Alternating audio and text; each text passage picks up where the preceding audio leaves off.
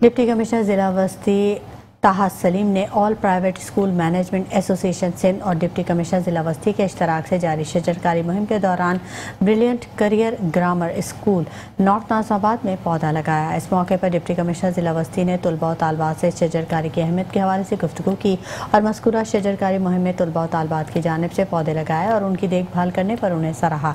Deputy commissioner ने कहा कि अगर हर शहरी एक पौधा लगाए तो शहर में हर तरफ हरियाली नजर आएगी।